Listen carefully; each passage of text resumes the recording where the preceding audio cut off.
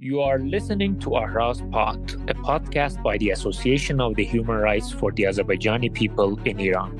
I am Sina. And I am Behzad. We will be with you with the recent human rights violation reports for Azerbaijani people in Iran with our short, informative podcasts. To get updates on human rights violations in Iran, please follow Ahraz's social media accounts.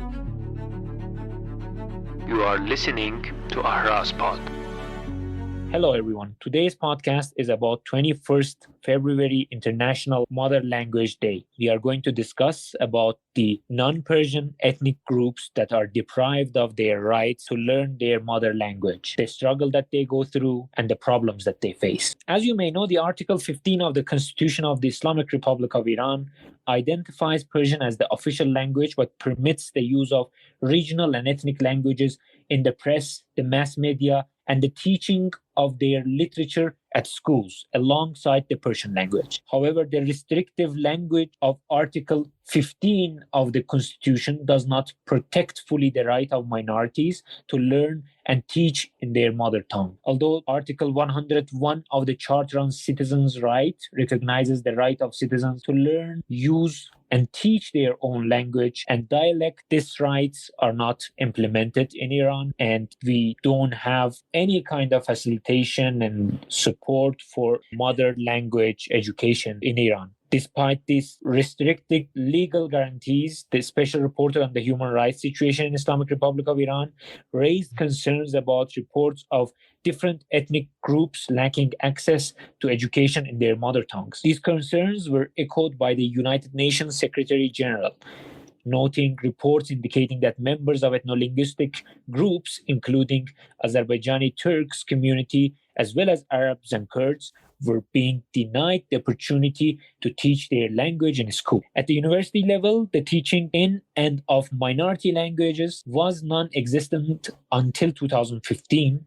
In August 2016, however, participants were able for the first time to choose to learn their languages in the higher education as a bachelor major. Nonetheless, in practice, there has been no elementary, middle, or high school in both private education or public education. So because of this restriction, and also because of the societal restrictions, struggles, discrimination, people may prefer, or people are forced not to prefer, to learn in their mother tongue because of the problems that it may emerge afterwards.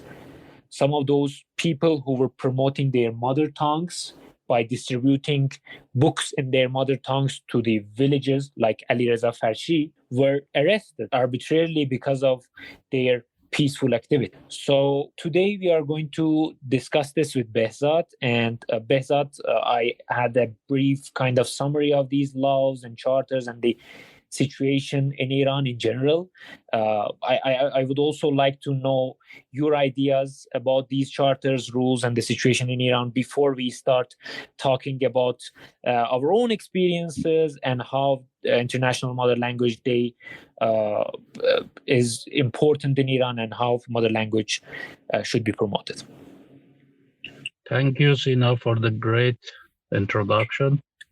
I would like to take the opportunity and say happy International Mother Language Day for all of the people of the world, especially for the people who are, deprived of their basic rights, especially their right of getting education in their mother language. I would also want to add something about Article 15 of the Iranian Constitution. This law recognized the right for ethnic groups, the usage of their language in media and in school alongside the Persian language. But since there is no warranty, there is a systemic discrimination against ethnic groups. So for last 40 years, despite this article of Constitution, all of the ethnic groups, including Azerbaijanis, were deprived of their rights. Thank you very much for this information. And it's also better to start with Mano Farsi hashtag campaign or Me and Farsi hashtag campaign, which was about the narratives of those people who had struggled with learning a language that was not their mother tongue or mother language in school, or they had traumatic experiences in the school, outside the school. How did they got discriminated? How did they got insulted just because they couldn't speak the Persian language in Iran perfectly, or they had an accent in speaking, and how these experiences hurt their feelings and affected their personal development.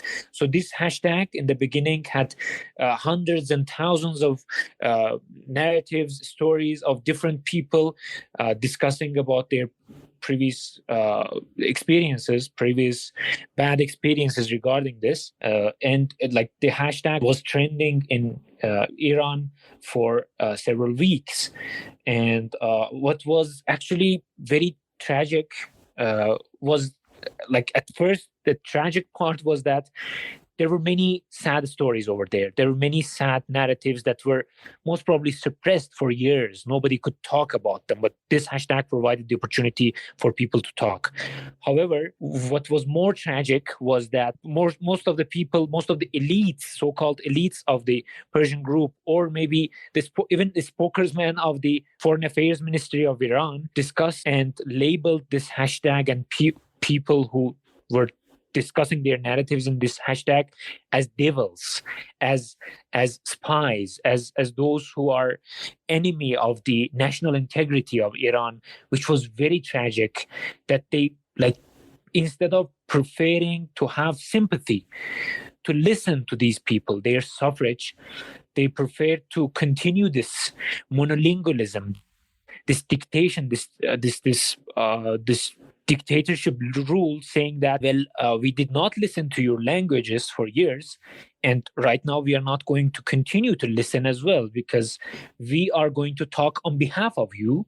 And that's what happened. Actually, instead of listening, they took the stage. They talked on behalf of non-Persian minorities, and they also got help from assimilated non-Persian minorities as well, about how did they not suffer, and just ignored those narratives, and which was very sad for me. And I just wanted to get your comments, your ideas about Mano Farsi hashtag, and how did you see the progress? How was the hashtag? What was your reaction? This Me and Persian or Me and Farsi campaign, it was the first opportunity for the ethnic group to stand out and to speak loudly about the suffer and the difficulties they had during the education from their childhood. This was first time happening, and unfortunately, of course, like the opposite side, which is like the state in Iran, they labeled that as a attack, as a conspiracy by the foreign powers to the Persian identity. That's pretty normal from the government, because the government of Iran is the origin of the systemic discrimination in Iran, right? So it was pretty normal for them to label this kind of movements or this kind of campaigns as a conspiracy by foreign powers. The thing that was interesting in this campaign was the opposition groups outside Iran. So these opposition groups, they took the same position against this campaign. They were instead of like listening to our pains, the pains that we lived and we experienced, so they chose not to listen, and they chose not like even. I wish they were quiet. They didn't stay quiet. They even attacked this campaign, and they considered that as a threat to Persian language and national integrity, or this kind of. It was surprising that opposition group and the Iranian state, they had the same position. So when it comes to when the subject is the ethnic groups, right, they stay in the same position, which is like unbelievable. Yeah, and it is also sad. Yeah, thank you very much, Behzad. And moving away from this point, I also want to No, but I actually know that you also had a traumatic experience in your primary school days, and I just read it on Twitter, and I was very sad about this experience, and also I educated myself on the experience of different people as well by reading their narratives. I just want you to, if possible, talk about your own experience. Actually, I grew up in a small town in Azerbaijan, and in that time, TV or we didn't have this kind of like media or social media. In that time, we had an old TV. We barely could we never watched the Iranian TV program. So I was totally new for Persian language in the first elementary school. So I didn't know even a word in Persian language. Mm-hmm. So in the first day of elementary school, my dad took me to the school. So I entered the class. I saw a teacher. The teacher, he was explaining some photos on the wall, and interestingly, they were like the kids were repeating whatever he was saying in Persian, and I didn't understood whatever he was telling. So after I could see what's happening, I could see in the picture there was a dog following a cat. Cat was climbing the tree, but the way the teacher was explaining, I didn't understand. I was shocked. So which language or what this teacher is talking about? Yeah, I wasn't lucky. After he finished his explanation, he asked me to go and explain whatever he said. I started explaining, but I tried hard to speak in a way he was explaining. I couldn't because it was my first time that I was getting exposed to the Persian language. So I couldn't. I explained in Turkish. He didn't accept that, and I said I cannot, and he said I will, make you speak Persian by beating you. He started beating me in the first class of the elementary school, which was a bad traumatic experience. Then after that day, I left the school and I went back. I promised myself I'm not going back to school because I was scared. So my father, we had a yard. In that yard, we had bushes of the rose flower bushes. I was small, and in my small world, I was thinking oh, okay, I'm gonna lie to my parent, and every day at the school time, I was going out pretending that I am going to school, but I was turning around and I was hiding for 5-6 hours under that bushes, and I was coming out. I had a watch, and I was checking when the school ends, and I was coming out for 2 weeks. I continued like this. Then after 2 weeks, noticed that I'm not going to school. They called my dad and they reported that Behzad is not coming to school. I was lucky. My father was himself. He was a teacher. He started teaching me the Persian language. I told my dad I'm not going back to that school. So everyone is, they are not nice and they are not friends. They are just beating students. So he taught me Persian language, and after a while, he took me back to the school with different class with different teachers. The new teacher was kind, and he was giving me chocolate. He was being nice, and he was trying to keep me in the school. But I remember we had a lot of neighbors, like the kids in the neighborhood. They dropped out the school and they never came back because their parents were also illiterate in that time, and they never had an opportunity to go back to school, and they just remained without education. So I had a lot of uneducated friends in my childhood. This is my story from my first time I was exposed to Persian language. Thank you for explaining and sharing this experience with us. And it is sad. It's emotional. I mean, I cannot. I'm speechless By the way, because. Srinath, so the effect is not like it doesn't remain in childhood. So I haven't forgotten those days. From that day on, I never had confidence to speak. So I remember even in university, whenever I had question, since the language is Persian, I never had courage to ask my question. And I never had, since this day, I cannot speak Persian. I'm always scared that I will make a mistake and, somebody will hurt me. Of course, that's for sure, because it totally affects your personal development.